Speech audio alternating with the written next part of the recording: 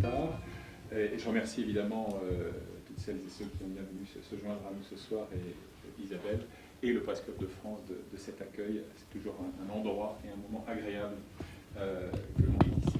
Alors, en réalité, à force de voir graviter dans le sillage des chefs d'État, lors de meetings électoraux, de voyages officiels, de rencontres impromptues, ces femmes, certaines discrètes et effacées, d'autres à la présence tonitruante, je me suis interrogé sur, en gros, mythe et réalité de leur pouvoir et de leur influence. Et comme souvent dans ces cas-là, comme lorsque j'avais écrit Les Sorciers Blancs en 2007, c'est au fil de mes séjours, de mes voyages, de mes reportages, de mes rencontres, que je me suis dit, tiens, il y a là une thématique qui va au-delà du papier d'hebdomadaire. Il y a là la matière à un essai, notamment parce que, au fond, se pose la question de l'adéquation entre l'image et le rôle de la première dame, notamment africaine. On verra que la thématique est universelle.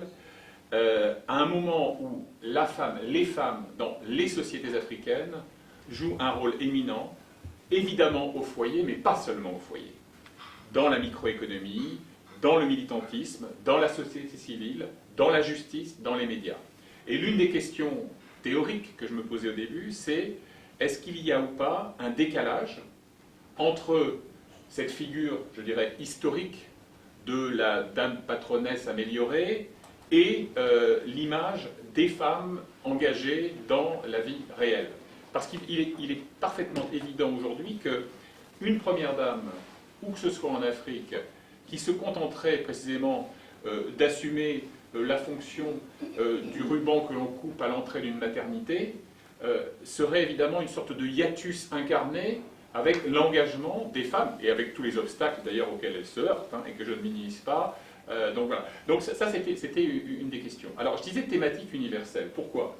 Parce que, au fond, où que l'on soit, et en faisant de tous ces phénomènes une lecture qui n'est pas une lecture people, mais une lecture politique, on s'aperçoit que la thématique de la première dame, son existence tout simplement, son rôle, son statut, codifié ou pas, suscite des débats, des controverses, etc. Je n'ai pas besoin évidemment de vous rappeler qu'il ne faut pas aller bien loin pour s'apercevoir que dans notre société, cette question-là est redevenue brûlante. Il se trouve, mais le hasard qui n'existe pas fait bien les choses, que Valérie Trierweiler apparaît dans le prologue et dans l'épilogue de mon essai. Dans le prologue, justement, comme une sorte d'incarnation de cette énigme du statut, et dans l'épilogue, puisque je termine avec le rassemblement des femmes en marge du sommet sur la sécurité en Afrique, qui s'était tenu donc en décembre dernier à Paris, et Valérie Trierweiler, qui était encore à l'époque, et pour quelques semaines, la compagne quasi officielle du président François Hollande, avait réuni les premières dames pour parler d'un sujet éminemment grave, qui est celui des violences sexuelles faites aux femmes dans les conflits sur le continent africain. Et Valérie Trierweiler, depuis, comme vous le savez, il y a eu quelques développements fracassants, il y a eu ce fameux bouquin qui, même avec brutalité, interroge le rôle et le statut de la première dame. Et je pourrais revenir sur Ségolène Royal, Carla Bruni, Cécilia Attias. Je regardais l'autre jour, Un jour, un destin, Bernadette Chirac.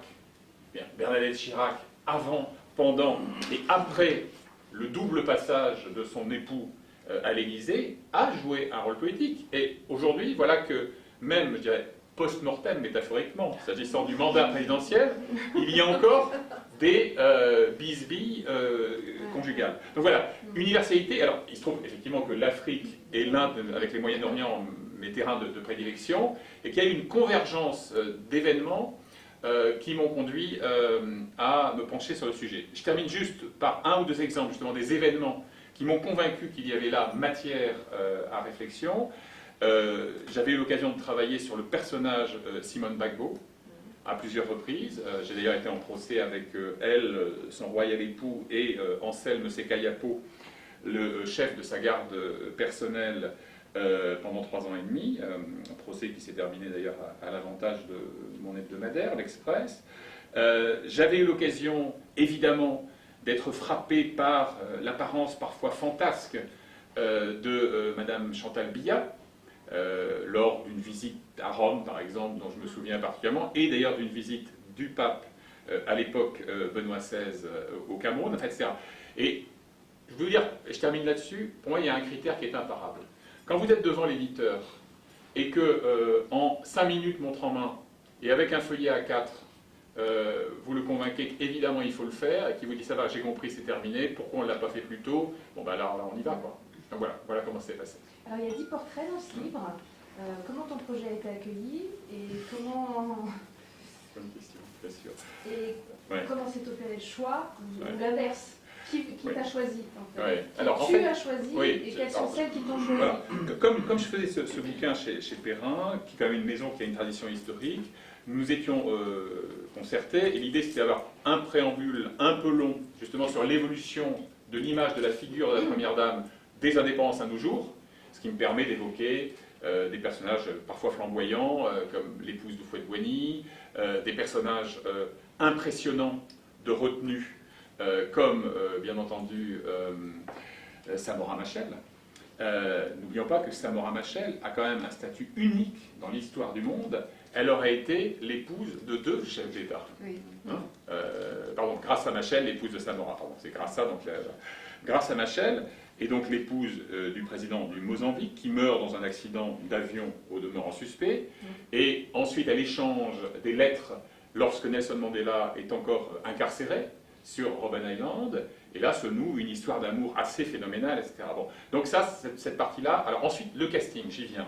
Les 10, parce que je voulais des personnages qui à la fois aient une trajectoire suffisamment romanesque pour se prêter à un portrait un peu enlevé, un peu incisif, parfois ironique, et en même temps je voulais une diversité. C'est-à-dire que d'abord, j'ai tenu à ce qu'il y ait 2 personnages en dehors du pré-carré francophone. Évidemment, l'immanquable Grace Mugabe, dont on va sans doute reparler, parce qu'il s'est passé des choses depuis la sortie il y a quelques mois du livre, et puis également un personnage totalement méconnu, mais je boucle la galerie de portraits avec elle, parce qu'elle a une influence à la fois politique et économique considérable, c'est donc Constantia Mangele Obiang en Guinée équatoriale, pays, comme vous le savez, extrêmement méconnu en France, et qui, pour des tas de raisons, mérite pourtant le détour. Et par ailleurs, alors pour le reste, il y a vraiment des figures libres, figures imposées, il y avait des figures, c'est le cas de le dire, qui s'imposaient. Bon, j'avais choisi aussi de retenir 2 ex, mais des ex qui sont encore tellement présentes dans l'histoire politique de leur pays que je ne pouvais pas les exclure de ma sélection. C'est évidemment donc Simone Eivé Gbagbo, et c'est Viviane Wade. Et pourquoi je disais à l'instant qu'il y a une permanence, une persistance, c'est que, vous savez, depuis que le bouquin est sorti, il ne s'est pas passé une semaine sans que et sans le chercher, sans que dans mes lectures ou dans ma navigation sur les sites informés, etc., je tombe sur une nouvelle pépite relative à la trajectoire de ces femmes. Je cite 2 ou 3 exemples. J'étais il y a 2 semaines à Dakar en route pour la Guinée, et je suis passé donc au tribunal, au palais de justice de Dakar, parce qu'il y avait à ce moment-là des audiences du procès Karim Wade. Donc il comparait devant cette cour qu'on appelle la Cour pour la répression de l'enrichissement illicite, la CREI, qui est donc une juridiction ad hoc sur détournement de fonds, etc. Qui est là à toutes les audiences, de la première minute à la dernière? Madame Viviane Wade, au 4e rang, à côté de l'avocate française de l'équipe de Karim. Et depuis le début, et c'est ce que je raconte d'ailleurs en préambule du passage du chapitre qui lui est consacré, elle a fait de ce qu'elle considère comme une injustice infamante le combat de la fin de sa vie. Comme elle avait fait de l'accession au pouvoir de son avocat d'ébout Abdoulaye un combat de sa vie aussi. Bon. Et donc, ce sont des personnages qui sont... Alors en plus, quand, je parlais tout à l'heure de dimension romanesque, quand on sait ce que je raconte dans ce chapitre, et ce qui est assez peu connu d'ailleurs, que la version officielle de la rencontre miraculeuse sur les bancs d'une faculté de l'Est de la France est un tout petit peu sollicitée au regard de la vérité historique, et que lorsqu'elle rencontre ce jeune et brillant avocat, eh bien Viviane Wade ne s'appelle évidemment pas ni Viviane Wade, mais ne s'appelle plus Viviane Vert, son patronyme de naissance, puisqu'elle est l'épouse très bourgeoise d'un homme d'affaires très nanti, qui est imprimeur, et elle vit dans une maison cossue. Et je peux vous dire que quand s'engouffre l'armatan de la passion dans le sillage de ce garçon, ça fait du barouf dans la région. Bon, voilà, donc un président comme ça se manque pas.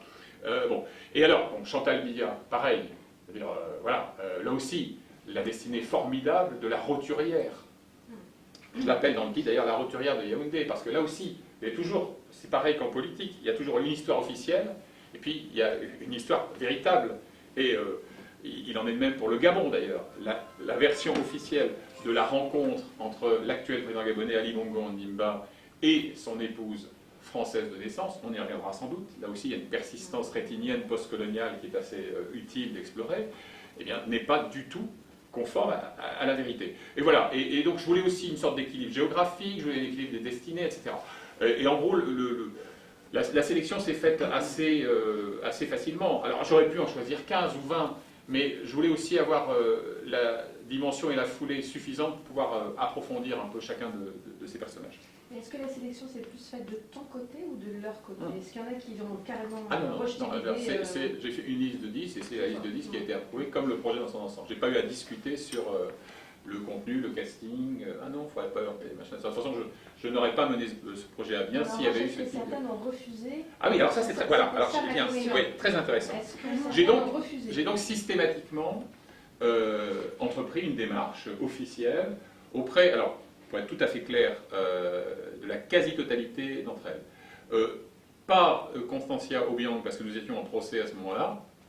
Alors, en réalité, l'action en justice a été intentée par son fils, et j'évoque d'ailleurs dans le chapitre qui lui est consacré l'influence prépondérante qui est la sienne dans la promotion politique, je dois dire assez insolite, de ce bambochard impénitent qui est Théodorine. Comme on pourrait parler d'ailleurs, là aussi il y a un invariant africain, de l'influence de Viviane Wade dans la chimère dynastique d'une succession Karim, comme on aurait pu, si j'avais élargi à l'Égypte, évoquer Suzanne Moubarak et le fils Gamal, etc. Donc il y a là une donnée politique assez intéressante. Bon, donc, mis à part elle, j'ai systématiquement approché les entourages. Alors d'abord, il y a les pays où je suis interdit de séjour, même si on prétend le contraire, c'est le cas du Gabon. Lors d'une émission à TV5 Monde vendredi dernier, j'ai eu l'immense plaisir d'entendre le porte-parole d'Ali Bongo me dire « Mais pourquoi vous venez pas au Gabon ?» Et je lui ai répondu « Mais pourquoi faites-vous preuve si rarement d'un tel sens de l'humour ?» Parce que de facto, je suis persona non grata à Libreville depuis 2007, je n'ai pas pu couvrir les élections de 2009, etc. etc. Il n'en demeure pas que j'ai adressé, par l'entremise de l'ambassadeur du Gabon à Paris, avec qui j'ai des relations professionnelle normale et je dirais même cordiale, une demande, et j'ai reçu, ce que je raconte dans le chapitre, une magnifique réponse m'expliquant combien elle trouvait mon projet digne d'intérêt, etc. Mais voilà, qu'elle s'était fixée comme règle de ne jamais donner d'interview, et j'administre la preuve que c'est totalement faux, puisque je cite au moins 2 interviews qu'elle a données à la presse dans les 2 années écoulées, mais peu importe. Il y a celles qui ont accepté, qui sont très peu nombreuses. En fait, 2 ont consenti à me recevoir, Dominique Ouattara et Mariam Sall, qui tient absolument à ce qu'on l'appelle ainsi, et non pas Mariam Faye, son nom de jeune fille. On reviendra sur elle à propos des anecdotes récentes, d'ailleurs, je crois, tout à l'heure. Alors, pour les autres, il y a eu des oui qui sont devenus des peut-être puis des non. Chantal Comte-Paoré, je passe à Ouaga parce que j'avais de toute façon un reportage dans la région. Je rencontre son entourage, etc. Mais oui, bien sûr, quelle bonne idée, pas de problème, etc. Et plus on avance, plus ça se complique. Alors, évidemment, j'essaye de comprendre pourquoi. Le pourquoi, il est très simple, à mon sens, hein, c'est mon interprétation, mais qui a été validée par des gens de son entourage.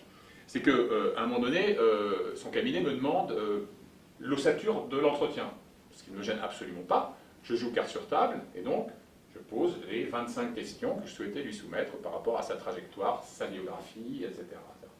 Et à mon sens, c'est ce qui m'a été confirmé clairement, il y a 2 questions qui ont été jugées rédhibitoires. L'une qui porte sur les relations qu'elle entretenait avec Mariam Sankara, dont on sait qu'elle était donc la compagne du légendaire Thomas Sankara, dont Blaise Compaoré a enjambé le cadavre à minima pour parvenir au pouvoir, son compagnon d'armes. Et deuxièmement, et c'est peut-être encore plus délicat d'ailleurs, la question portant sur le rôle joué par Félix Houphouët-Boigny dans la rencontre miraculeuse entre elle et le beau Blaise. Voilà. Donc, à mon avis, c'est là que... Et alors, d'ailleurs, pardon, il y a juste un passage, il est odieux de se citer, mais il y a juste, dans les remerciements, d'une certaine manière, c'est une façon de répondre aussi à ta question, Isabelle, c'est que dans les remerciements, je dis à un moment, oui, je tiens à remercier les trop rares premières dames qui ont consenti à me recevoir, et je dis ensuite, au risque du paradoxe, ma gratitude va aussi à celles qui se sont dérobées, qu'elles aient ou non pris la peine de fournir un billet d'excuses. Instructif, leur silence trahit une gêne, une crainte, une conscience aiguë de la vanité des intrigues d'ici-bas, ou l'influence dissuasive de leur entourage. Et je sais par exemple, s'agissant de Chantal Biya, qu'elle était, elle, tout à fait désireuse de me recevoir, mais que c'est l'entourage, sinon Paul lui-même, en tout cas les innombrables conseillers du Palais de l'Unité, qui l'en ont dissuadé. Il en va de même s'agissant du Gabon, à coup sûr, alors là j'en ai la certitude, il y a des conseillers influents, que connaît extrêmement bien mon voisin de droite, dans l'entourage d'Ali Bongo, voilà. Donc c'est ce qui explique que... alors après, la question qui se pose, c'est est-ce que je mène quand même mon projet à terme? Oui, parce que je ne vais quand même pas déléguer au personnage que j'ai envie de camper le droit de me dire si je fais ce livre ou pas. Donc voilà, donc après, tant pis. Tant pis pour elle. Alors, tu as cité Dominique Ouattara dans oui. le passage qui lui est consacré. Elle dit que Première Dame, c'est un métier. Et toi, tu as rajouté qu'elle a eu beaucoup d'attaques. Et je te cite, trop blanche, trop blonde, trop riche, trop française. Alors, oui. Selon toi, quel est le profil de la femme du chef d'État idéale en Afrique? Alors, ce qui est très intéressant historiquement, c'est qu'il y a, à mon sens, alors profil idéal, on le verra plus tard, mais une africanisation inéluctable de la conjugalité africaine.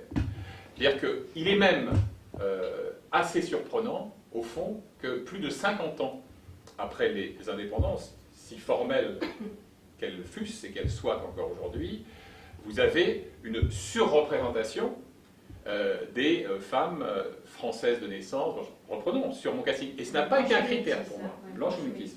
Ce n'a pas été un critère. Je m'en suis aperçu chemin faisant.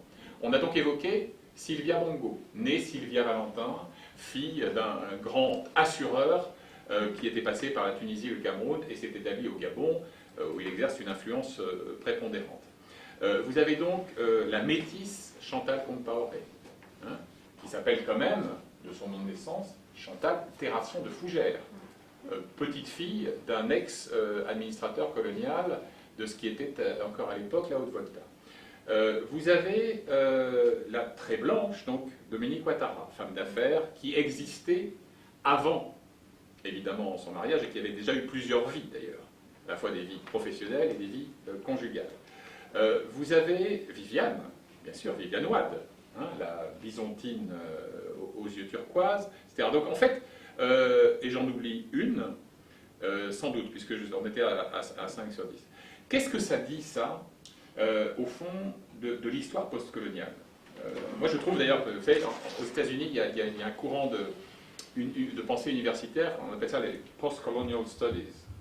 Et pour moi, ce serait d'ailleurs une matière à réflexion là-dessus. Qu'est-ce que ça dit? Ça dit deux choses. Ça dit d'abord que, au fond, et malgré les décennies d'indépendance réelle ou supposée, le fait de vivre, d'épouser une femme blanche a encore une forme de valeur sociale. Ça, ce sont mes amis africains qui me le disent. Alors il y a souvent une inhibition postcoloniale à aborder ce genre de sujet, moi j'ai pas ce genre de problème, donc voilà, c'est ça. Mais ça dit aussi, plus que l'histoire coloniale, ça dit qu'au fond, ces gens-là se marient ou passent des pactes conjugaux, hein, avec très souvent d'ailleurs des annexes et des codicilles, on y reviendra sans doute, parce qu'on fréquente simplement les mêmes milieux. On se rencontre à l'université, dans les boîtes de nuit, etc., etc. Donc il y a aussi une dimension sociale et pas seulement, je dirais, ethnique ou chromatique. Donc voilà, et c'est très étrange parce que, prenez le cas du Sénégal. Moi j'étais à Dakar lors de la victoire donc, de Macky Sall, ballottage triomphal contre Wade. eh bien, beaucoup d'amis sénégalais me disaient « Ah, qu'est-ce qu'on est fiers !» Bon, ensuite, ça va se dégrader parce qu'évidemment, on va dire « Oui, ça y est, c'est elle la présidente. » Enfin, je reviendrai sur une anecdote en matière tout de suite après. Mais à l'époque, et on me dit, et c'est vrai, on me dit « Vincent, songe qu'il aura fallu attendre 52 ans après l'indépendance pour que nous ayons assise dans le trône de la première dame du Sénégal une femme sénégalaise de naissance, noire de peau, musulmane de confession. Et Vous savez qu'elle est pratiquante, ô combien. Bon. Or, il y a plus de 92-13% des Sénégalais qui sont musulmans, même s'ils appartiennent à des confréries. Et qui d'ailleurs, bizarrement, si je ne me trompe pas, revendique son statut de femme au foyer. Alors oui, ça c'est très étrange. Elle est une incarnation, c'est aussi pour ça. Moi, elle, j'ai choisi de la mettre en scène d'abord parce que c'était la plus jeune, c'était la novice de cette équipée. Et puis aussi parce qu'elle incarnait, alors paradoxalement, un mélange de modernité et, pardon pour le clicheton, de tradition. C'est-à-dire que la modernité, c'est justement ça. C'est qu'elle succède à la très discrète Colette Imbert, l'épouse de Léopold Sédar Senghor. Puis vous avez les deux mandats d'Abdou Diouf avec sa femme qui est une métisse syro-libano-sénégalaise, chrétienne de confession, hein, Elisabeth. Et puis vous avez les deux mandats de Wade avec Viviane. Donc 52 ans. Donc c'est assez étrange. L'anecdote sur Mariem est très intéressante. Elle dit, quand je la rencontre, donc elle est cette modernité-là, c'est-à-dire qu'au fond, il y a un rattrapage historique avec une conjugalité normale, sénégalo-sénégalaise. Bon, même en ces temps de mondialisation, ça n'est pas des produits de sens. Et en même temps, elle est celle qui revendique le plus hautement son effacement. Bon, effacement dont on pourra voir d'ailleurs, si on y revient, qu'il est tout relatif. Mais et elle me dit, et elle dit à ce moment-là, mais moi c'est tout pour Macky, je me mets dans son ombre, je suis à son service, je suis son paratonnerre, les mauvaises nouvelles sont pour moi, les bonnes sont pour lui, elle vend des bijoux pour financer la campagne électorale et la traversée du désert, etc. Comment ? Elle existe, c'est pas un effacement. Ah non, mais je veux dire qu'elle politique, elle revendique une absence totale, par exemple, d'influence politique. Or, ce qu'on va mesurer assez vite, et d'ailleurs c'est drôle parce qu'en fait elle était là depuis très peu de temps, mais il y avait déjà des indices, c'est pour ça que je l'évoque dans ce chapitre. Très vite, alors il va y avoir des fantasmes parce qu'elle a un nom qui est quand même très répandu, elle s'appelle Mariem Faye. Alors dès qu'il y a un faille ou une faille qui est promue quelque part, dans un ministère, dans un hôpital, dans une direction, etc., on dit ah ouais, c'est le frère, le cousin, etc. Dans 2 cas sur 3, c'est faux, mais pas vraiment. En revanche, plus tard, son influence politique va être extrêmement commentée. Alors, il y a eu une bourde magnifique au mois de juillet. Je vous le disais tout à l'heure, pas une semaine sans un événement, un incident, et c'est une anecdote. Vous avez un ministre qui a été promu à la culture, qui venait des sports, qui s'appelle Mbagnick Ndiaye, qui publiquement, au moment de la passation de pouvoir, quand il prend son marocain, dit « Ah, moi et mon ami Matarba, donc qui lui succède au ministère des Sports, nous devons tout à Mariem Faye. Si elle n'était pas là, jamais nous n'aurions été ministres. » Vous imaginez, alors, déchaînement sur les sites sénégalais, africains, etc. C'était le smoking gun, la preuve. Alors évidemment, après, il y a eu des rétropédalages, on essaie de faire des mises au point, etc. Mais c'était même revendiqué. Pour quelqu'un qui me disait, quelques mois auparavant, « Ah non, moi, la politique, j'y touche pas, c'est pas mon business, je suis juste là pour préparer le poulet yassa comme il convient », c'était un peu étrange. Quoi. Voilà. Donc, ça veut dire aussi qu'au fond, et je le disais en préambule, l'idéal type de l'effacement ne tient pas. Parce qu'il y a aussi cette sollicitation. Parce qu'au fond, vous savez, les femmes, qu'elles le veuillent ou non, de toute façon, ont un rôle politique. J'ai parfois l'impression que, involontairement... Partout d'ailleurs. Absolument. Le choix de rester ou pas... Bon, j'ai parfois eu l'impression d'entreprendre, mais ça je m'en suis aperçu en écrivant, ce que j'appellerais un traité de géopolitique conjugale. Je vais prendre 2 exemples, pour montrer qu'il n'y a pas de neutralité en ces matières. Laurent Gbagbo épouse en première noces, ce qu'on oublie trop, Jacqueline Chamois, une Française qu'il rencontre lors de son long séjour en France, à l'époque où il est exfiltré à la demande du vieux bélier de Yamoussoukro, Oufoué, qui n'en peut plus des ruades gauchisantes de ce leader étudiant et syndical. Bien.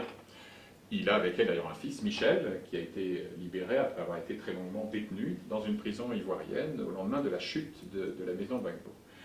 Ensuite, donc, il épouse la militante, Simone Eivet, femme de tête, femme à poigne, qui, elle aussi, a existé bien avant de rencontrer le camarade Laurent, comme on l'appelait dans les réunions secrètes à l'université, puisqu'elle a été à la tête d'une fratrie de 12 enfants, avec une maman décédée tôt, donc c'est elle qui tient la boutique. Elle a été patronne de la jeunesse étudiante chrétienne ivoirienne, donc elle est encore là dans l'église catholique et romaine, et elle va ensuite dériver, Jean-Paul Lemoy à dessein, vers des sectes évangéliques américaines tropicalisées, etc. etc. Bon.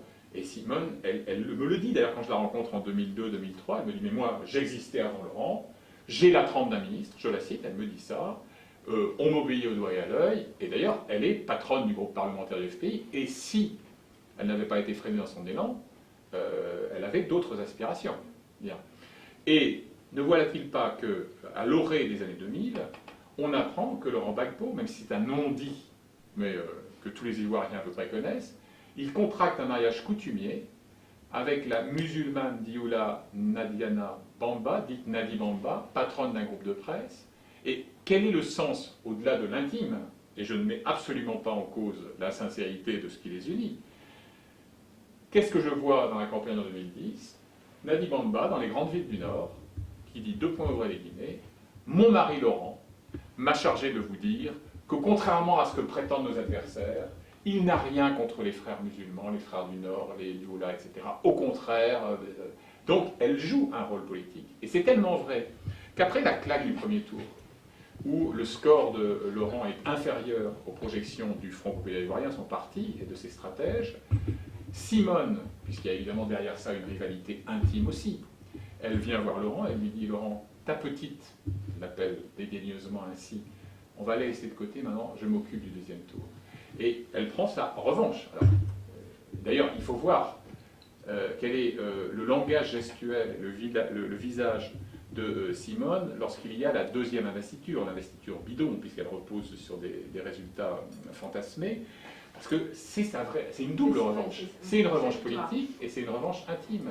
Autre exemple, quand vous regardez l'histoire familiale ô combien borgiesque de Denis Sassou Nguesso au Congo-Brazzaville, vous dites que le fait que Antoinette, avec qui d'ailleurs il n'a aucun enfant, alors qu'il en a eu beaucoup d'autres, c'est Verdun, hein, l'ambiance qu'il a entre l'épouse, la mère, les enfants qui lui reprochent d'avoir volé le papa à la maman, etc. Bref, il y a une haine absolument.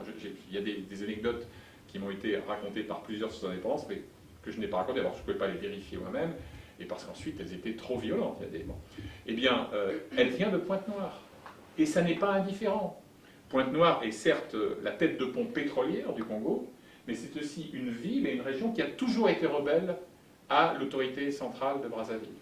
Et donc, avoir une ponténégrine comme épouse, c'est aussi avoir quelqu'un qu'on va envoyer discrètement en mission pour essayer d'apaiser les tensions, je ne dirais pas irrédentistes, mais en tout cas hostiles, de Pointe-Noire. De même que Antoinette, c'est un opposant congolais qui me l'a confié au fil de cette enquête, elle va voir son épouse, l'épouse de cet opposant, parce qu'elles étaient ensemble dans l'école de formation des institutrices de Muyunzi, et elle lui dit tu sais, Denis, il n'est pas content de ton mari, hein. Il faudrait quand même qu'ils se parlent. Donc vous voyez, elles sont bien plus que des inauguratrices de maternité ou d'école primaire. Alors, tu viens de dire, d'ailleurs, les alliances et les mésalliances tiennent une place évidemment très importante et prépondérante en Afrique. Et l'élément féminin est visiblement un facteur clé pour se maintenir au pouvoir. Quelle est celle qui a le plus œuvré dans ce sens-là? D'une certaine manière, chacune, parfois volens-nolens d'ailleurs, a œuvré. D'ailleurs, je dis à un moment que l'épouse peut être la meilleure alliée ou la pire ennemie. Alors, il y a le modèle de l'épouse paratonnerre. Deux modèles de paratonnerre, c'est-à-dire c'est Mariem qui dit les mauvaises nouvelles, c'est pour moi, épargnez-le, laissez-le, il est tellement soucieux, il a tellement de travail, etc. Et puis il y a l'autre paratonnerre, je dirais presque involontaire cette fois-ci, c'est Chantal Biya. Parce que avec ses audaces capillaires, avec ses tenues extravagantes, etc., elle attire le regard, mais aussi, d'une certaine manière, elle humanise un président taiseux qui passe plus d'un jour sur deux, ou en thalasso à la bolle, ou plus souvent dans un palace genevois, etc., etc. Donc elle l'humanise, puisque jusque dans ses bourdes, dans sa spontanéité, dans sa fantaisie, elle est assez aimée, vous savez, Chantal Biard. C'est vraiment la roturière, c'est celle que détestait l'entourage. Je raconte au début, d'ailleurs j'ai choisi de le raconter comme un conte de fées, mais un conte de fées qui a sa part de cruauté, comme tous les contes de fées, on le sait depuis Bruno Bettelheim. Eh bien, parce que c'est l'histoire d'un président absolument anéanti par la mort de sa première épouse, épouse vénérée pour sa discrétion, sa retenue, etc. Et à ce moment-là, le ballet des courtisans commence, on lui présente tout ce que le royaume et les empires voisins comptent de prétendantes virtuelles, et lui, bon, c'est Cendrillon, quoi. Bon. Et un jour, incidemment, il tombe sur cette fille qui est née dans une forêt obscure de l'est du Cameroun, où son père français, nous y voilà, il nous manquait une métisse, nous l'avons, qui a, engrossé une petite reine de beauté locale mineure, et Chantal et sa maman, quand leur père les quitte, ben, ils vont s'installer à Yaoundé, où elle est serveuse dans les bars. D'autres vous disent pire. Bon, voilà. Donc, elle est détestée, elle est méprisée. Elle n'a pas de diplôme, elle n'a pas d'aisance, elle n'est pas bourgeoise, elle n'est d'aucune aristocratie, etc. Non. Donc voilà. En revanche, le peuple, du coup, s'y oui, attache. ben oui. Alors, attention, on peut aussi trouver qu'elle va un peu loin dans l'expérience. Mais d'une certaine manière, elle est paratonnerre. Mais le risque, au fond, de cette fonction de paratonnerre, c'est que, en creux, prenons ces fameuses fondations caritatives, hein, qui font évidemment partie du kit incontournable de toute première dame digne de ce nom. Hein. Toute première dame a sa fondation, voire ses fondations. Bon. Le problème, c'est que plus une femme s'engage en tant qu'épouse de chef d'État sur le terrain sanitaire, médical, humanitaire, caritatif, scolaire, plus en creux, au fond, elle raconte l'histoire de l'échec de son mari. Et c'est très frappant au Gabon.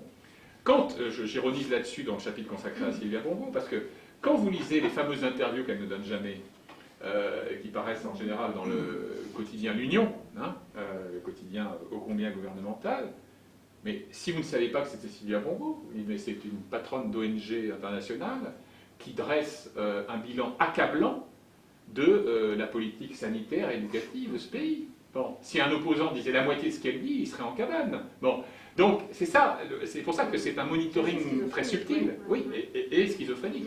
C'est-à-dire qu'il faut qu'elle soit là pour humaniser, mais il ne faut pas qu'elle en fasse trop, parce que si elle en fait trop, on dit mais rappelez-nous, c'est quoi le nom du président là? Ouais. Et vous dînez avec qui ce soir? Voilà. Donc voilà, c'est ça qui est assez intéressant. Et donc, en fait, chacune tricote, invente son rôle en fonction de son passé. A-t-elle eu ou non une existence professionnelle, politique? J'ai donné les exemples de Dominique Ouattara pour le business, de Simone Gbagbo pour la politique. Elle ne doit pas tout à M. Ramirez. Elle a aussi une influence religieuse, Simone Gbagbo. Ah, bah, c'est surtout, oui, c'est aussi la religion qui a une influence sur elle. C'est-à-dire que là aussi, la trajectoire est très intéressante. Donc, je le rappelais tout à l'heure, donc Église catholique et romaine, JEC, etc. Bon, parfait. Lui, certes, il a fait le petit séminaire de Gagnoa, mais il a très vite été gagné par l'athéisme marxisant, très en vogue dans les élites intellectuelles de l'époque, etc. Bon, il se détacha. Elle revient à la religion, mais par une église évangélique américaine et sa déclinaison africaine. Et il y a tous les vendredis au palais une séance de prière. Et ça, c'est devenu le baromètre de la grâce ou de la disgrâce. Il est plus important d'être là qu'au Conseil des ministres. Parce que si on est l'invité du couple présidentiel à la séance de prière du vendredi, ça veut dire qu'on est du bon côté du manche. Bon. Et si on n'y est plus invité, aïe aïe aïe, ça se complique.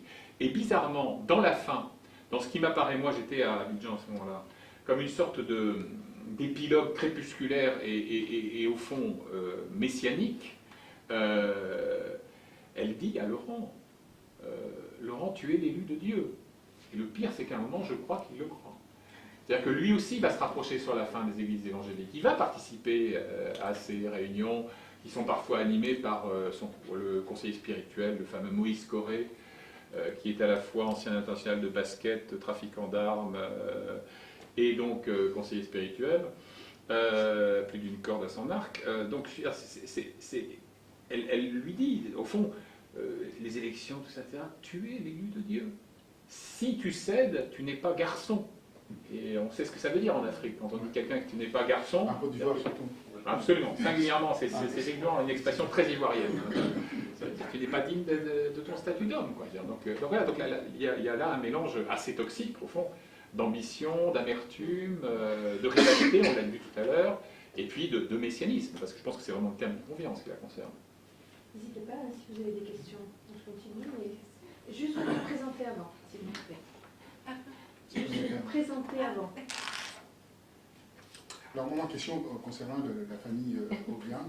Oui. Alors, Obiang Bazogo a une deuxième épouse. Alors, vous ne parlez pas de cette deuxième épouse qui est influente, bien entendu, qui habitait ici à Paris, au Fouquet. Absolument. Oui, tout à fait. Mais alors, ce qui est intéressant, moi, ce que j'ai voulu faire un choix. Alors, s'agissant d'un personnage déjà méconnu, j'ai voulu ne pas trop compliquer la donne, étant entendu que quand on regarde le site officiel, c'est le cas du Tchad aussi d'ailleurs, où, à ma connaissance, et sauf erreur en mission, Idriss Déby a 5 épouses maintenant. Celle qui est l'épouse officielle, la première dame avec le site qui va elle, n'est pas la dernière épousée. Bon, et là pour Obiang, j'ai voulu retenir celle qui avait le plus d'influence dans le domaine du business, et celle qui était historiquement aussi la compagne de lutte politique. Mais c'est vrai que si j'avais pu sophistiquer un peu plus le propos, j'aurais fait allusion. Mais moi, ce qui m'amuse assez, c'est qu'au fond, la bigamie ou la polygamie, elle existe dans la classe politique française. Simplement, elle n'est pas institutionnelle. En Afrique, elle l'est. Alors, elle peut être consentie dans certains cas, elle peut être conflictuelle, comme dans le cas ivoirien. Alors là, en l'occurrence, moi, je me tourne vers vous. S'agissant des épouses d'Obiang, je ne sais pas si c'est une bigamie organisée ou une bigamie conflictuelle. Ça, je l'ignore. C'est organisé parce qu'il a déclaré ouvertement à la télévision en disant que voilà, donc la polygamie est autorisée. Et puis voilà, tout le monde a 5 épouses maintenant, c'est très bien, ça se passe très très bien. Ouais, donc, pour essayer de grandir ces pays qui, au niveau de la population, c'est une population assez moindre, c'est-à-dire qu'il y a 1,9 million. Voilà. Et il y a une autre figure de style intéressante, en plus des deux qu'on vient de dépeindre, c'est ce que j'appelle la bigamie gémellaire, puisque Mobutu avait dans avec la jumelle. Ouais, il avait 2 épouses. Alors il y avait l'officielle, mais il partageait sa vie, sa table, son lit, sa couche avec l'une et l'autre, et tout le monde le savait. Et quand on regarde la fratrie, les héritiers, il y a les enfants de l'un, les enfants de l'autre, etc. Donc on a des tas de figures de style comme ça, où effectivement, à partir du moment où tout cela est organisé et consenti, ça peut se passer correctement, mais comme on l'a vu tout à l'heure, c'est pas toujours le cas. J'ai une question. Oui. Isabelle Grasset, journaliste.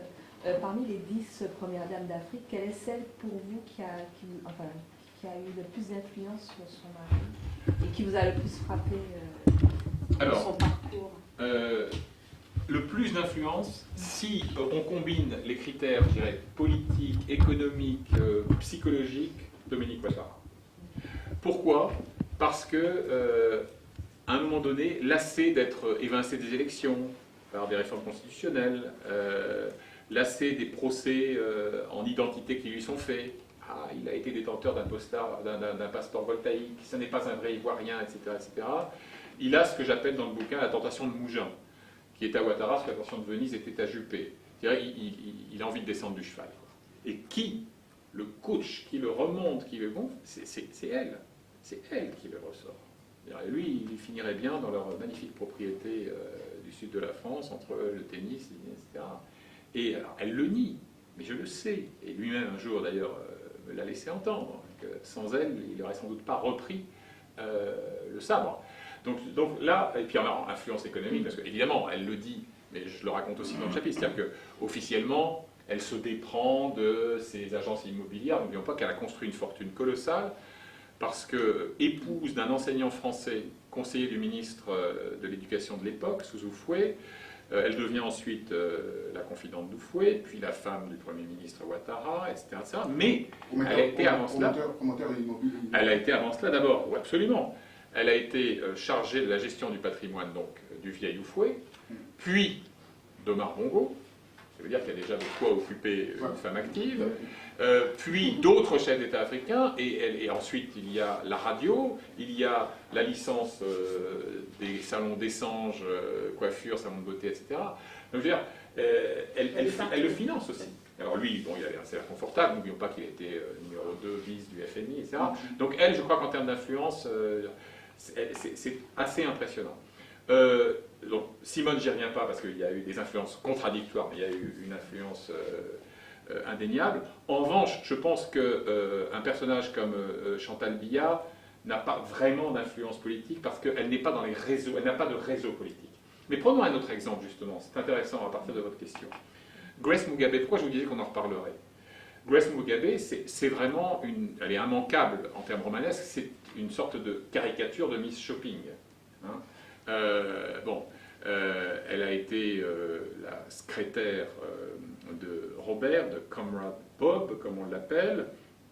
Elle a une liaison avec lui et 2 enfants, alors que l'épouse officielle de Robert Mugabe se meurt d'un cancer, d'une leucémie, elle aussi un peu sur le modèle Biya, Jeanne Biya, c'est-à-dire très respectée, très vénérée, etc. Bon.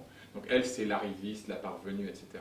Mais jusqu'à maintenant, on ne lui connaissait pas d'ambition politique. Ne voit-il pas que c'est très récent, c'était en août, je crois, elle est élevée à la dignité de secrétaire nationale, secrétaire, vous me direz, elle l'a toujours été, mais nationale de la Ligue des femmes de la ZANU-PF, donc le parti au pouvoir, le parti Mugabe. Elle accède, tout ça sera validé en décembre, mais il n'y aura pas de suspense, au bureau politique, donc le politburo du régime zimbabwéen, à tel point qu'aujourd'hui on se demande, même si officiellement on a dit que il était impérieusement nécessaire que Robert Mugabe, qui n'aura au fond que 94 ans en 2018, doit nous représenter. Mais certains se disent, mais est-ce qu'il n'y a pas là aussi un fantasme dynastique conjugal?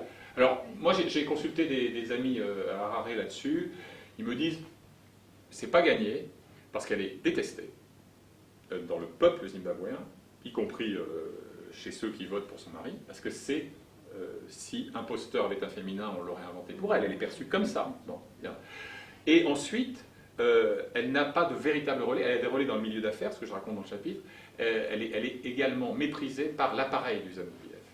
Donc il faudra vraiment que Robert s'emploie à l'imposer, ce ne sera pas facile. Mais voilà quelqu'un qui, bizarrement, alors a priori, n'évoluait pas dans la sphère politique, et qui, voilà, finit par avoir, comme si la fonction créait l'organe, quoi. En tout cas, le statut créait l'organe, et ça c'est intéressant.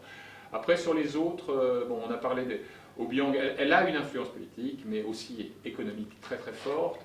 Je pense que Sylvia Bongo n'a pas d'influence politique réelle. Elle tente d'imposer certaines thématiques, donc j'ai évoqué tout à l'heure, notamment les veuves, c'est un de ses combats.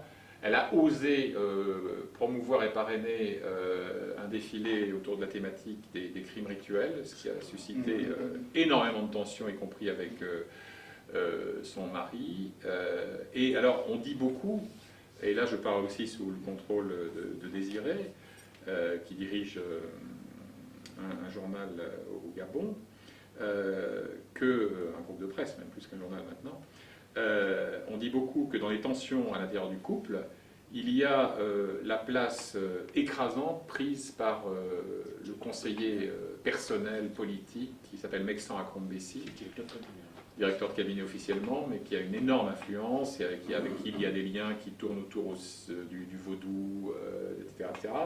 Et que, en quelque sorte, ce Meksan Akrombessi, qui de plus est béninois d'origine, on l'appelle Popo, donc le béninois, dans les bas quartiers de Libreville, fait écran dans le couple. Donc, influence politique, non. C'est pour ça qu'elle investit, peut-être elle surinvestit aux yeux du dit conseiller, les sphères plus caritatives, humaines, etc. Donc vous voyez, il y a pour chacune, en fonction encore une fois de son histoire, du mode d'accession au pouvoir, etc.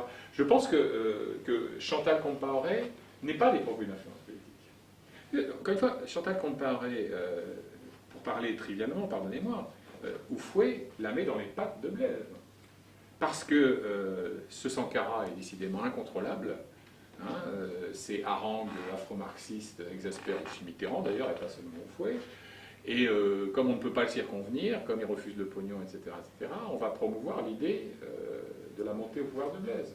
Et quoi de mieux pour cela qu'une championne de handball et de basket, jolie, très convoitée, puisqu'elle a eu, ça c'est officiel, notamment une liaison avec des passionnés de balle au rond, de qui je parle, un footballeur qui s'appelle Laurent Pocou, mais tout ça c'est connu et assumé, hein, je dirais pas de... Donc voilà, et tiens, comme par hasard, elle est dans l'équipe d'accueil d'hôtesse qui accueille Blaise lorsqu'il vient à l'époque où il est ministre, je crois, de l'Éducation, où il vient pour des séances de travail. Donc voilà, donc, il y a aussi une influence politique en amont qui n'est pas toujours lisible aujourd'hui. Alors maintenant, si on pose la question de savoir celles qui ont des ambitions politiques pour elles-mêmes, à part Simone, bon, Grace Mugabe, tout est possible, hein, mais à part Simone Gbagbo, je n'en vois pas. En tout cas, si elles en ont, elles seraient bien inspirées de le dissimuler autant qu'il sera possible. Parce que ça s'appelle un suicide politique, je crois, d'avoir cette prétention. L'autre jour, on me demandait, RFI m'avait demandé de venir pour dire est-ce qu'un merci pour ce moment africain est envisageable? Honnêtement, j'en doute. J'en doute. D'abord parce qu'il faudrait que le livre sorte, et il ne sortirait certainement pas sur la place, et puis ensuite parce que quand même, ça doit renoncer à beaucoup de choses. Non, je veux dire c'est le titre du bouquin de Trierweiler. Et donc, La même version, mais africaine. Je veux dire, est-ce qu'il serait possible donc qu'une femme délaissée africaine sorte un livre de règlement de compte conjugal? Voilà, ça. Non, ça. Mais je peux vous dire que le Merci pour le moment a énormément de succès en Afrique et qu'il est très très commenté. Je crois qu'il va être traduit aux États-Unis. Oui. Et je me demandais, donc moi je suis Estelle Grenon, journaliste pour un jeune média qui s'appelle Courant Positif, et très intéressée par les questions africaines. Par rapport à Grace Mugabe, est-ce que vous pensez qu'elle-même a des ambitions politiques ou qu'elle est simplement instrumentalisée, que c'est simplement la Cour qui essaye de la faire arriver au pouvoir? Et puis une autre question un peu plus générale, vous disiez que vous aviez présenté les questions donc aux femmes de président avant l'interview. Est-ce que vous n'avez pas peur que ça puisse nuire à leur mari? Comment accepter? Parce qu'elle savait que vous alliez être critique, hein, dans un sens. Alors, d'abord, j'ai posé la question sur Grace Mugabe donc à un confrère zimbabwéen qui m'avait aidé puisque j'étais également interdit de séjour au Zimbabwe à ce moment-là. Et lui me dit, quand on regarde sa trajectoire, on se dit que tout est possible, y compris que maintenant, ce qui n'aurait pas été le cas il y a 10 ou même 5 ans, elle soit convaincue qu'elle a une destinée politique. Et que c'est elle qui doit être porteuse de l'héritage Mugabe. Et il ajoutait un autre élément qui me paraît encore plus convaincant, c'est que qu'advient-il de Grace Mugabe le lendemain de la mort du grand homme, y compris suite judiciaire, exil, etc. Donc il y a aussi des réflexes de conservation du pouvoir qui peuvent amener ces femmes à entreprendre une aventure politique. Et c'était en tout cas le diagnostic de cet observateur de Harare. Donc je trouve sa réponse en tout cas assez convaincante. C'est pour ça que je me borne à la relayer. Vous dites ça. Ils n'ont pas de fils, il n'a pas de fils. Si. Il avait eu des enfants avec sa première épouse. Et il y a eu d'ailleurs, ce que je raconte dans le chapitre qui leur est consacré, il y a eu une émission, genre télé-réalité, d'une chaîne sud-africaine, d'ailleurs animée par le fils d'un ponte de l'ANC, ce qui est un raccourci assez étrange, un compagnon de Mandela. Devine qui vient dîner ce soir, quoi, hein, donc, ou un dîner à la Hardisson de naguère.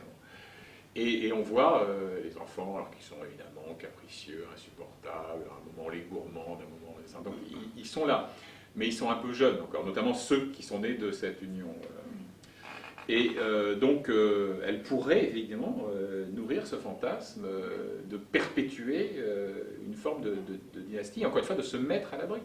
Vous savez, quand on regarde les processus de bricolage constitutionnel qui conduisent tant de présidents subsahariens à vouloir faire à tout prix le mandat de plus, qui est par définition le mandat de trop, on voit que la peur pour les uns de la CPI, pour les autres de la justice locale, etc., peut conduire à tenter de perpétuer son pouvoir. Donc il n'y a pas de raison que ça ne fonctionne pas aussi pour les femmes. Alors pour la deuxième question, qu'évidemment je me suis posée, bon, ceux qui connaissent un peu ma façon de couvrir l'actualité africaine, etc., effectivement, ne pouvaient pas attendre de moi une série de portraits hagiographiques. Bon. Donc à partir de là, on joue le jeu, on ne le joue pas. À mon avis, se dérober était une erreur. Parce que, non pas que je m'inscrive, loin s'en faut, je me l'interdis formellement, dans une logique de règlement de compte, là, tu as pas voulu me recevoir, tu vas recevoir, mais quand vous êtes devant les gens, quand ils acceptent toutes les questions, y compris les plus embarrassantes, j'ai demandé à Dominique Ouattara, d'ailleurs quand on arrive, il y a un conseiller électoral, je lui dis, madame, sans que vos collaborateurs le prennent en mauvaise part, je souhaiterais que cet entretien se passe en tête-à-tête, eu égard à la nature des questions que je vais vous poser. Donc elle invite très courtoisement ses collaborateurs, et là je parle de sa relation au fouet.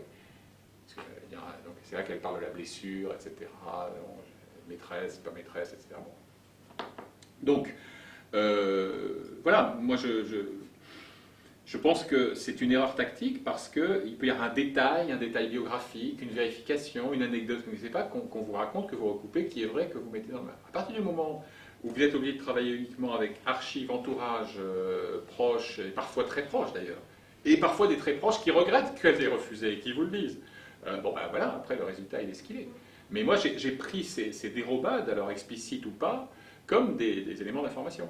Et c'est pour ça que je me suis un peu intéressé aux circonstances dans lesquelles l'une avait cédé aux pressions du mari ou d'entourage, l'autre s'était elle-même dérobée parce que les questions lui déplaisaient, etc. Mais ça, c'est un peu la loi du sport dans ce genre d'exercice. Tous les maris étaient au courant, en tout cas. Oui, bien sûr. Parce que, bon, en plus, moi, j'ai fait des lettres officielles qui passaient par les ambassades, etc. Donc, j'imagine que tu leur as envoyé. Est-ce que tu as eu des retours?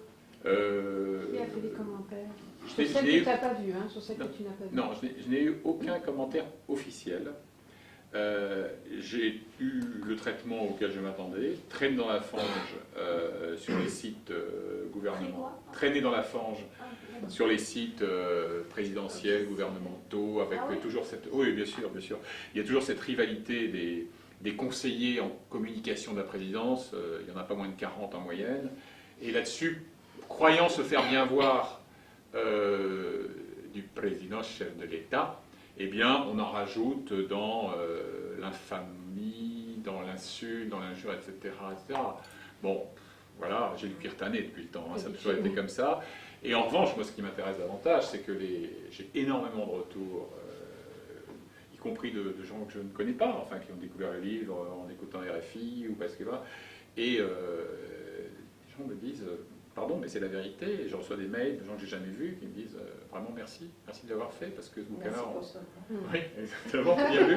Parce qu'on aurait voulu pouvoir faire. Mais souvent, d'ailleurs, mes amis et confrères africains me disent continue parce que ta position d'étranger, alors tous les avec tous les procès évidemment en néocolonialisme, blabla, enfin mais ça pareil.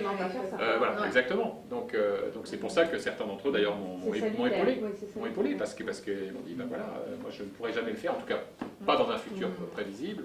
Donc c'est bien et d'ailleurs ce qui est assez amusant, c'est que enfin d'après j'ai vu l'éditeur la semaine dernière, le livre marche bien, notamment dans sa version numérique.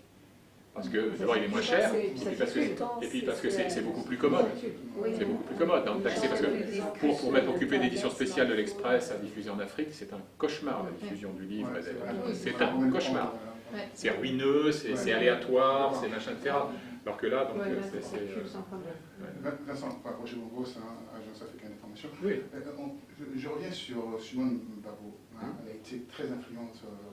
Et là, même au niveau de descente aux abîmes de son mari. Alors, le mari voulait divorcer. Est-ce que c'est vrai, c'est cette histoire? Alors, bon, j'ai eu pendant quelques années des relations, là aussi, professionnelles normales et relativement cordiales avec Laurent Gbagbo. Là, j'ai souhaité le voir à La Haye. Il n'a pas accepté. Enfin, c'est en tout cas ce que les émissaires me rapportent. Je ne sais même pas si la question lui a été posée. Donc, je n'ai pas pu lui poser la question directement. Ce que je crois savoir, en tout cas en recoupant différents témoignages, y compris de son premier cercle, c'est qu'il y a eu effectivement une forme de tentation de la rupture à un certain moment, notamment après son mariage coutumier avec Nadi Bangura. Mais que là, ces deux bêtes politiques ont passé un pacte politique. Les termes du pacte politique étaient les suivants. Bon, Laurent, Simone qui parle, je veux bien fermer les yeux sur tes frasques et tes coups de machette dans le contrat, mais en contrepartie, j'exige que mon influence politique soit intacte. Donc voilà, et c'est là qu'ils auraient décidé, me racontent les membres de leur entourage, de maintenir cette fiction Mais après tout, le couple de Giscard n'était-il pas une fiction, hein? Et ne parlons pas de la double vie de François Mitterrand, etc. Pour promouvoir leurs intérêts politiques respectifs. Donc voilà. Après, est-ce qu'à un moment donné, ils sont allés très loin dans l'hypothèse d'un divorce formalisé, etc. Je pense que de toute façon, ils ne l'auraient pas été.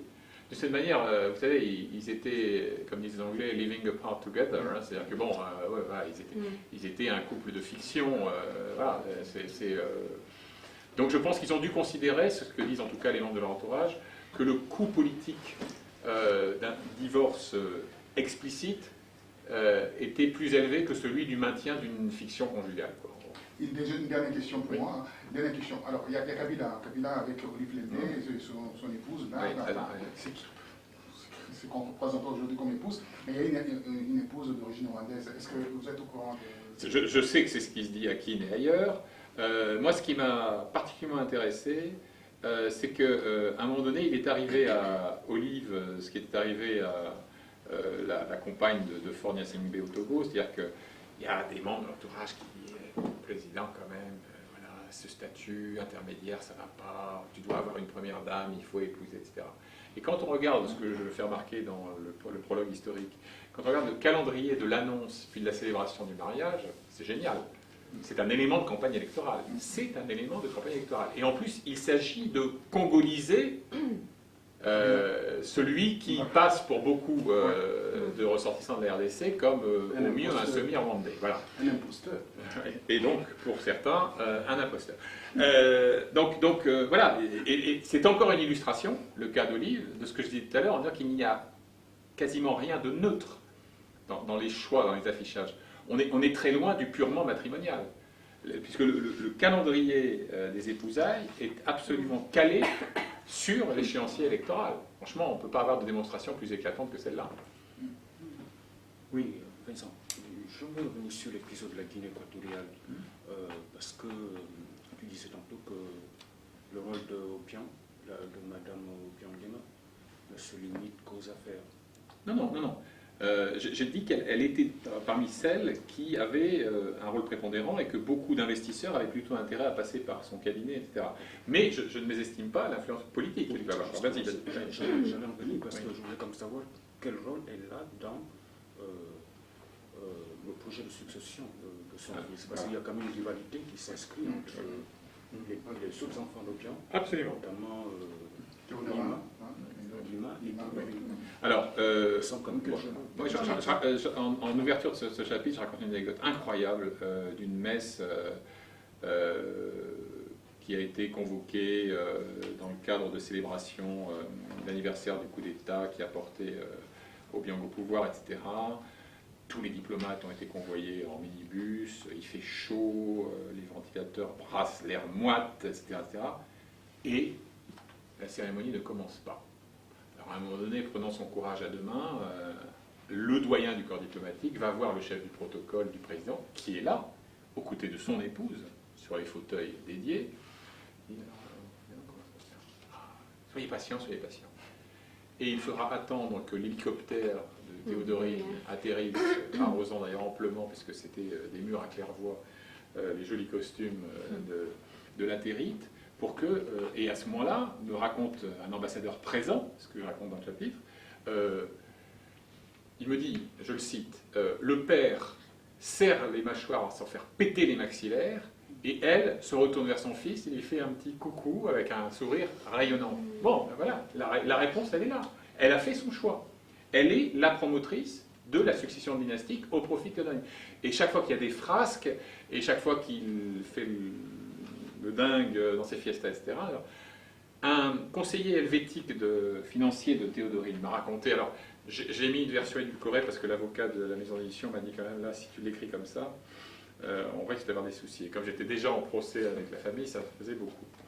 Ça datait de l'acharnement. Et il m'a dit que le fameux immeuble fastueux de l'avenue Foch, bon, quand maman Constantia séjournait à Paris, il me dit, je le cite, et c'est un conseiller financier helvète, hein, donc avec tout le sérieux que vous imaginez, et je peux vous dire que dans ces moments-là, on rangeait les sachets de coke et les godes. Pardon. Bon. Donc, c'est-à-dire parce que, avec maman, quand elle est là, il se tient à carreau. Donc, il cultive aussi cette préférence filiale, parce qu'il doit y voir le gage de son devenir politique. Mais là, de cette manière, je ferai un peu la même réponse que pour Grace. Quand on parlait à des Équato-Guinéens il y a 10 ans, alors qu'il était ministre d'Agriculture, chef de ceci, chef de cela, l'hypothèse d'une dévolution dynastique paraissait totalement incongrue. Mais ce qui se passe factuellement, y compris des réformes institutionnelles, qui établissent une sorte de vice-présidence, etc., c'est un deuxième vice-président, ça n'existe pas dans la Constitution, deuxième vice-président de Guinée équatoriale. Ben, ça donne encore une fois consistance à ce qui pouvait apparaître comme un pur fantasme politique. C'est ça. Elle a fait son choix. Et d'ailleurs, moi j'ai interrogé pas mal de bons connaisseurs de ce pays sur les chances de l'autre frère, que tout le monde vous dit il est plus solide, plus sérieux, plus bosseur, etc. Moi les gens me disent il n'a aucune chance. En tout cas, dans le rapport de force d'aujourd'hui. Et vous voyez, hein, la persistance aussi de l'ambition dynastique. Il y a quand même plusieurs pays dans lesquels... Et c'est pas pour rien qu'on a mis à la tête la défense. Parce que lui, il s'occupe de la défense. Bien entendu, bien entendu. Alors qu'avant, il s'occupait de l'exportation illégale de bois précieux. Mais regardez, dans le Mali d'aujourd'hui, eh ben, on commence à se poser des questions, parce que le fils Keïta, il est président de la commission de la défense à l'Assemblée nationale. Bon. Et puis maman, elle n'est pas étrangère à la promotion d'un tel, à l'édition d'un tel, on retrouve le même modèle. Je me souviens d'une anecdote qu'on m'avait racontée, on va revenir une seconde vers les Gbagbo. Un ami universitaire qui est très proche de Laurent Gbagbo assiste à la première réunion à leur domicile après la confirmation de l'élection de Laurent, l'élection initiale. Eh bien, les noms circulent pour la constitution du cabinet, pour me dire, ah puis tiens, puis à l'agriculture on pourrait mettre, qu'est-ce que tu penses? Puis tout d'un coup, il y a un nom qui sort, et il y a Simone qui dit, Laurent, tu te souviens pas de ce qu'il nous a fait, ce salopard? Et la carrière ministérielle de l'intéressé a duré exactement 10 secondes. Oui, Vincent, bon, je m'excuse, hein. C'est parce que j'étais à Valenciennes et donc je viens... Ah, alors, moi qui suis un ch'ti pur jus, alors, indulgence plénière. Indulgence plénière. Oui, je voulais savoir quel est le rôle de Grace Mugabe auprès de son mari. On sait maintenant qu'elle vient d'avoir un diplôme de droit. Ah oui, j'ai oublié le diplôme. Merci, non. Doctorat. Le doctorat le plus rapide de l'histoire Quel est son rôle universitaire. Oui, quel est son rôle auprès de... Alors, par contre, elle est étudiante. alors déjà, elle se prévalait initialement, au moment où j'ai écrit le bouquin, elle n'avait pas encore cueilli ce doctorat express. Elle se prévalait d'un diplôme de littérature anglaise dont mes contacts zimbabwéens me disent qu'il est totalement imaginaire, où elle a signé la thèse d'un autre, comme ça s'est fait beaucoup, parce qu'après tout, c'est aussi ce qu'a fait Ali Bongo, donc il n'y a pas de raison pour pas se gêner. Alors, Il n'est pas docteur. Il est docteur en géographie, hein, Ouais. en géographie, mais il n'est pas docteur en droit. Et même ce doctorat. En géographie, c'est pas on l'a fait Il a fixer. étudié quand même à Paris. Non, parce que je sais, c'est qu'il a défendu une thèse qui lui a été envoyée par fax dans la nuit.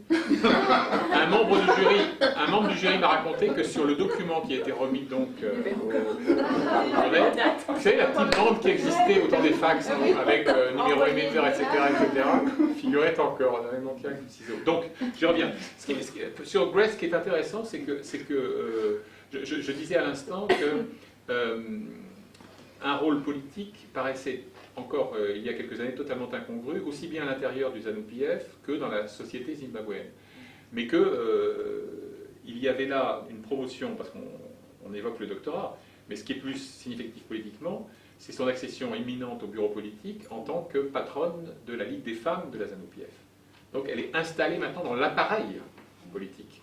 Et voilà, donc je crois que l'idée, même si encore une fois on a demandé à Robert de se présenter en 2018, l'idée d'un plan B de type d'évolution dynastique, fantaisiste hier, est en train de faire son chemin également. Ce qu'on se dit d'ailleurs quand on voit tout ça, c'est que vraiment rien n'est impossible. C'est-à-dire qu'il y a des schémas dont vous auriez ri à gorge déployée, ou hurlé d'ailleurs, parce que faut-il en rire ou en pleurer, il y a quelques années ou quelques mois, et ben non, c'est possible, Et donc voilà. Moi, ce que me disait donc un confrère, un politologue zimbabwéen, c'est que en vérité, les vraies résistances viendraient du ZANU-PF lui-même, parce qu'elle n'a aucune légitimité politique. Ouais. Alors non seulement elle est considérée comme l'incarnation de l'imposture conjugale par rapport à la première épouse de Bob, mais en plus elle a des réseaux affairistes, mais elle n'a pas de vrai réseau politique. Mais encore une fois, si de son vivant, Comrade Bob réussit à verrouiller le processus, pourquoi pas? Moi, maintenant, j'ai tendance à ne rien exclure, même Est-ce que scénarii les plus incongrus. la beauté des grâces n'est pas une arme à destruction massive pour les Zimbabwéens? Elle est détestée. Elle est détestée. Je veux dire, encore une fois, pour des raisons qui tiennent à l'immense respect que les Zimbabwéens, dans leur ensemble, quelle que soit d'ailleurs leur inclination politique, portaient à la première épouse, institutrice, femme discrète, travailleuse, etc. Et puis aussi le côté shopping, le côté clinquant, le côté razzia, et puis les investissements immobiliers, hein, colossaux, y compris à Singapour, puisque comme vous le savez, du fait des sanctions européennes, sauf quand ils sont au Vatican, donc ils étaient à la messe d'intronisation du pape François, on n'a pas tout expliqué encore au nouveau pontife. Mais, bref, ou alors à la FAO, mais sinon ils sont états de séjour en Europe. Et donc ils ont acheté un ensemble immobilier phénoménal à Singapour, où d'ailleurs Grace, entre Singapour, Bali, etc., passe beaucoup de temps. Et justement, moi je me demandais, est-ce que vous avez posé la question embarrassante à certaines de ces femmes de l'actualité un peu de leur somme dépensée en shopping ou en affaires immobilières par rapport aux besoins du peuple, et notamment au Zimbabwe, et Oui. est-ce que ça discrédite certaines femmes dans le peuple? Voilà, Alors, bien sûr que la question a été abordée, en tout cas avec celles qui ont eu l'amabilité de consentir à me recevoir, et pour les autres, j'en ai parlé évidemment avec les entourages et tout. La réponse est toujours incroyablement ambiguë.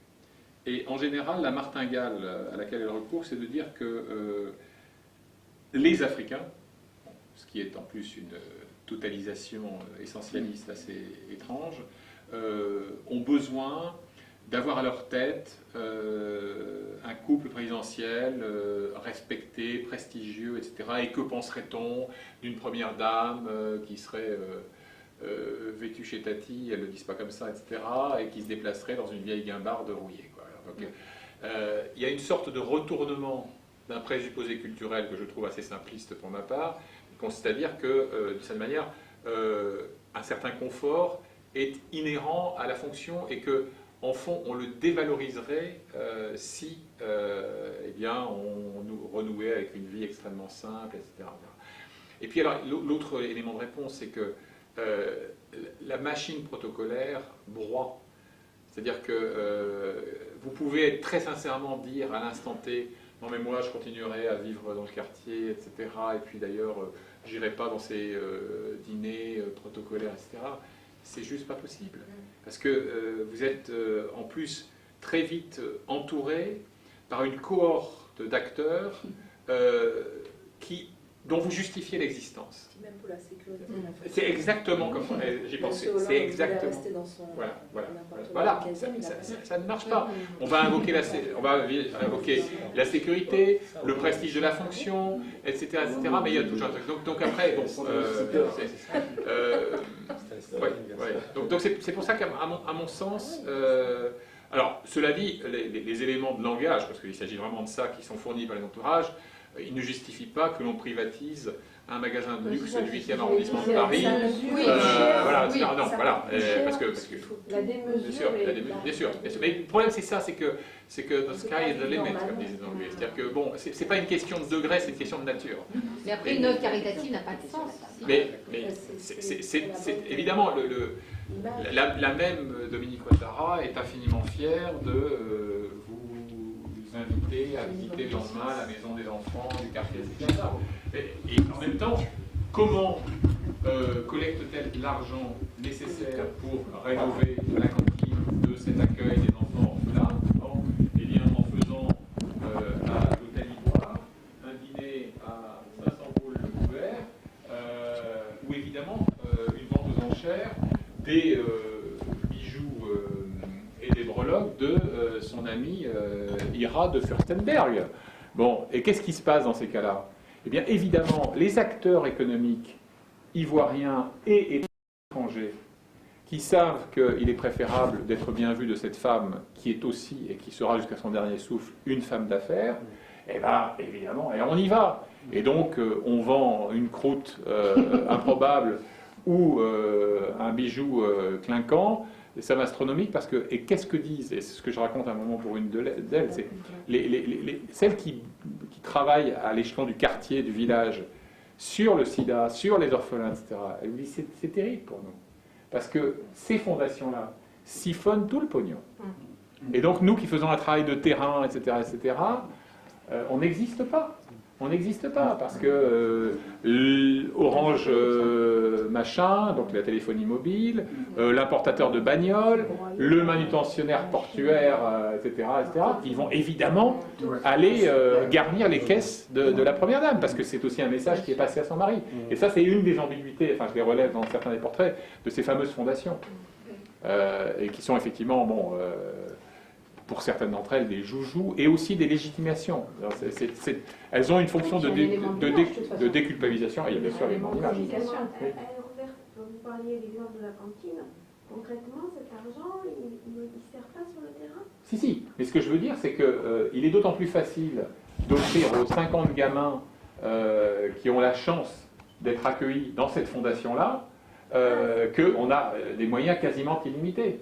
Alors qu'à 500 mètres de là, il y a peut-être une petite ONG locale qui essaye de viabiliser 4 murs pour accueillir des gamins. Donc c'est ça, il y a vraiment un effet de pompe aspirante terrible. Après, sur le terrain, concrètement, les acteurs du terrain n'arrivent pas à... Et certains, Dieu merci, certains y parviennent, parce qu'ils peuvent être épaulés par une ONG étrangère. Alors parfois c'est compliqué, parce qu'il y a des pays quand même où c'est extrêmement suspect d'être financé par des ONG étrangères. Il y a même des textes de loi qui ont été faits ça et là pour l'empêcher déjà. Simplement, ils y arrivent par leur abnégation, par leur dévouement, par leur boulot, etc. Mais ils ont 10 fois, 100 fois moins de moyens. Et par le réseau des... Maintenant, il y a pas mal de personnages médiatiques, des acteurs, qui vont sur le terrain. Est-ce qu'elles ont intérêt aussi à jouer ce jeu-là? Mais elles le jouent à fond. Je vous donne, dans le chapitre sur Dominique Ouattara, je donne le casting de ces 2 derniers dîners de collecte de fonds. Mais c'est Alain Delon, c'est un grand chef. Il n'est pas réputé pour... Ce que je veux dire, les gens... Ils y vont pour le pognon, cela, soyons clairs. Et même pardonnez-moi si c'est une icône pour vous, mais Catherine Deneuve, elle n'y va pas pour des nefs. Là. Oui, mais justement, moi je pensais à ces gens, ou alors je me trompe peut-être, parce que je ne suis pas étudiée, qui se disent, qui soi-disant, vraiment, ne vont pas qu'au dîner de gala, mais vont sur le terrain, je pense... Angelina Jolie, par exemple, c'est peut-être... Alors oui, ça c'est intéressant. On n'est jamais à l'abri d'une bonne surprise. Et c'est vrai que quand on regarde... Moi, mais moi j'ai rencontré Clooney au Darfour. Bon. Il y a chez ces gens-là, mais comme chez Bill et Melinda Gates, alors on peut moquer leur train de vie, leur relation avec Warren Buffett et puis Soros, etc. Il n'en a pas moins que... Oui, mais bien sûr. Mais moi je fais effectivement la différence entre ceux qui... Oui, mais heureusement ça existe. Et chez Angelina Jolie aussi. Et puis il y a des engagements personnels qui sont au-delà de l'affichage, bien sûr. Mais cela dit, je pense que ces gens-là n'iraient pas dans ce genre de dîner de gala. Enfin, j'ose espérer. Voilà, parce que mais c'est pas ça que je les autres ils cachetonnent, soyons clairs. À l'utilisation de l'argent sur le terrain récupéré par ces dîners. On sort, pardon de parler de mon hebdo, mais il y a une interview que je trouve assez passionnante de Melinda Gates dans l'Express de cette semaine-là, où justement elle raconte ça. Elle raconte comment elle a découvert, c'est d'ailleurs assez candide, mais elle a découvert la face sombre de l'Afrique, parce qu'elle était partie faire un voyage avec son cher Bill, Jean Safari, machin, etc. Puis elle s'est dit à un moment donné, ne serait-ce qu'entre l'aéroport et là, il y a des trucs qui ne vont pas ici. Et donc c'est ce qui fait qu'ils ont donné sur Ebola, alors vous allez me dire ils sont à l'abri du besoin, très bien, mais ils ont quand même donné 50 millions, l'équivalent de 50 millions de dollars, donc 40 millions d'euros, Moi, j'étais en Guinée il y a 2 semaines. La France était très fière d'annoncer ses... Parce qu'il y a plusieurs Guinées. Conakry, pour travailler justement sur Ebola. Il y avait 9... ils sont très fiers d'annoncer qu'on venait de débloquer 9,5 millions d'euros.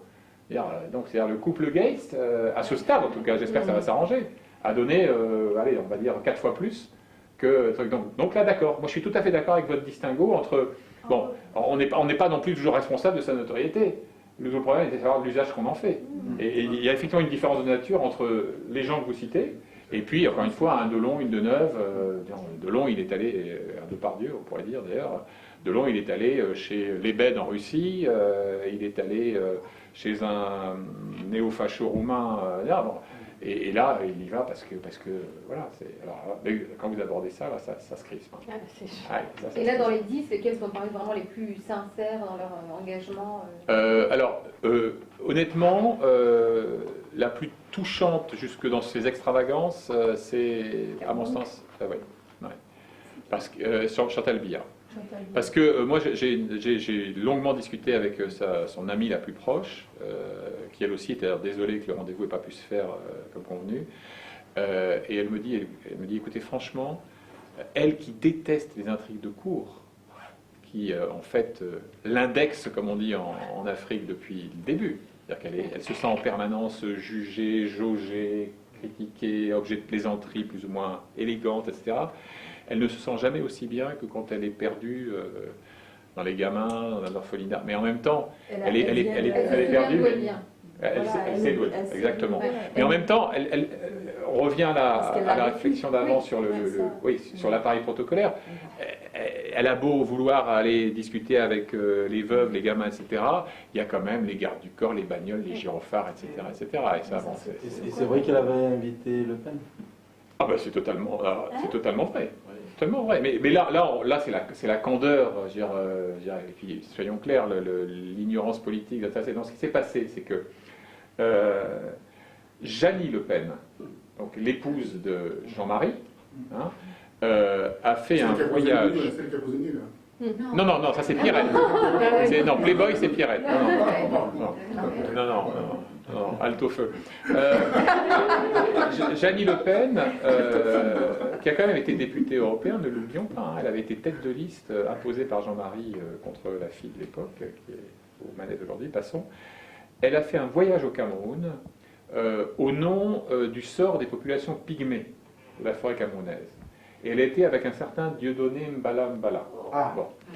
Et il y a une photo qui a été publiée dans Libération, j'évoque cette anecdote à la fin du chapitre sur Chantal Biya, où on a une Jeannie Le Pen dans la forêt, avec les Rangers et un t-shirt à la gloire du parti de Vladimir Zhirinovsky, l'ultranationaliste russe, Dieudonné à côté, je n'ai pas besoin de vous en dire davantage, puisqu'il est d'origine camerounaise, sympa la photo. etc.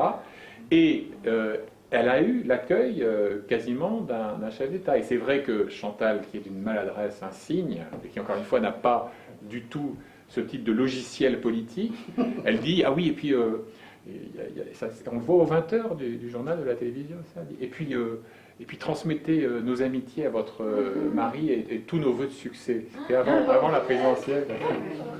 Donc ça a été ravageur. Mais c'est voilà, je mets ça plus sur le compte de ouais, absolument. D'ailleurs, bon. Et d'ailleurs, il y a toujours une très grande tension parce que c'est une grenade dégoupillée de cette manière. Et je me souviens d'une autre anecdote qu'on m'a racontée quand il y a eu le fameux voyage du pape, donc c'était Benoît XVI à l'époque, Jean-Paul II était venu déjà, etc.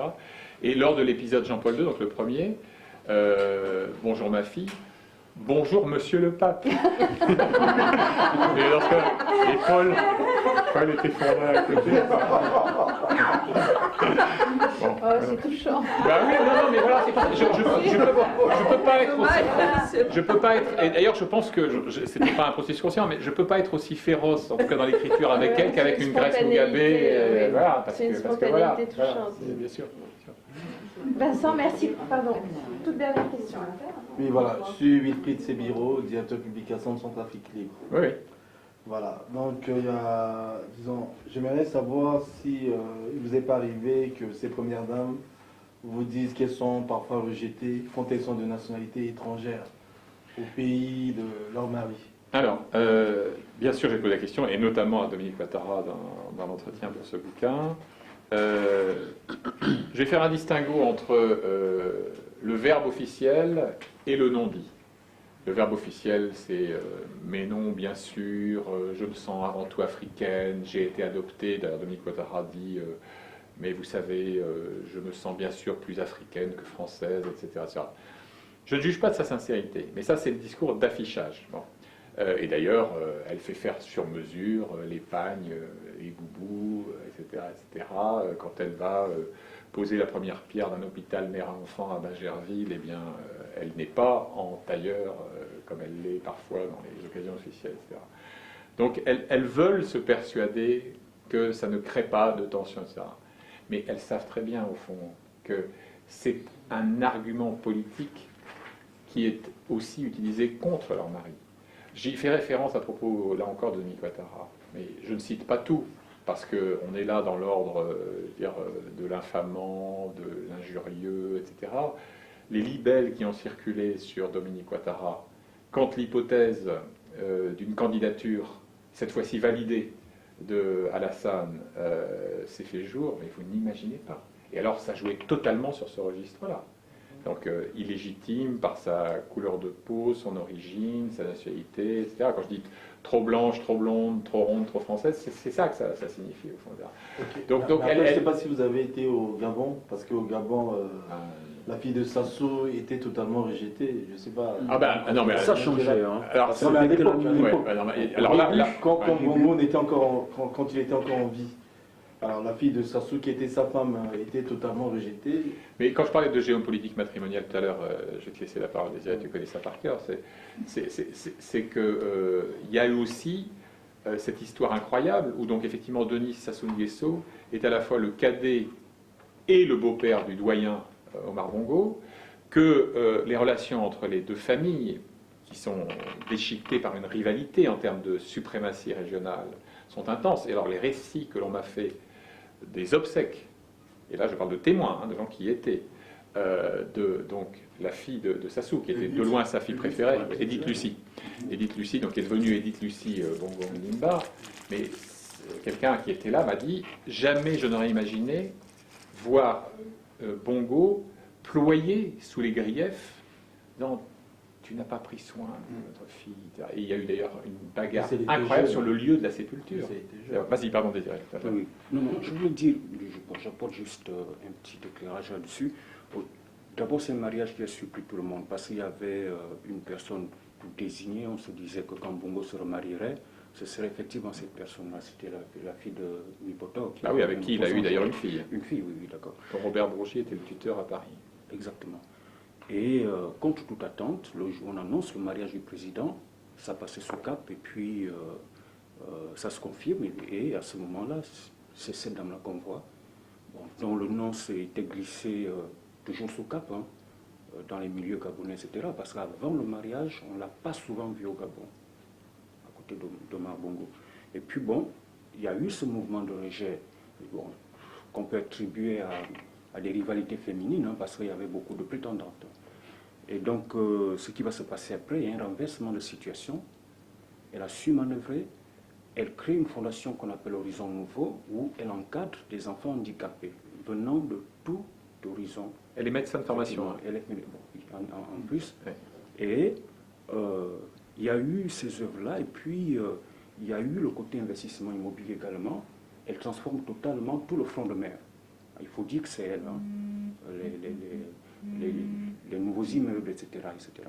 Et donc, au fil du temps, il y a eu donc un changement de vision des Gabonais par rapport à cette dame-là. La preuve, c'est que les gens passaient beaucoup de temps à se dire, mais tout compte fait, Patience ne nous a pris que la danse, elle n'a ouvert que des boîtes de nuit. Patience Dallamy. Oui, et la presse l'a écrit également. Alors que cette première dame construit des écoles, construit des hôpitaux, est au chevet des plus démunis, etc. Donc en fait, il y a eu un renversement de situation. Effectivement, quand elle est décédée, mais c'était nucléaire. Après, pour les Congolais, ce sont les Gabonais qui ont tué. Bon, il fallait il fallait ils n'ont même pas encore pensé à la plein, c'est encore payant. Est-ce qu'il a été marabouté? Bah, ça s'est dit, ça s'est dit, et ce qui a été dit à Omar aussi, Voilà. c'est ta vie de patachon et tes aventures féminines, tu lui as transmis la mort. Et ensuite, tu ne lui as pas su la soigner. Parce que l'agonie a été longue, hein. Elle se termine au Maroc, hein, comme vous savez. Mais... 4 ans. Ouais. Merci beaucoup, Vincent. Ouais, C'était merci. passionnant, vraiment. On resterait encore volontiers. Sauf que vous n'avez pas parlé de Catherine Bokassa, des femmes des deux idées. Dans le prologue, il y a d'autant plus que c'est... Pardon, je termine là-dessus, mais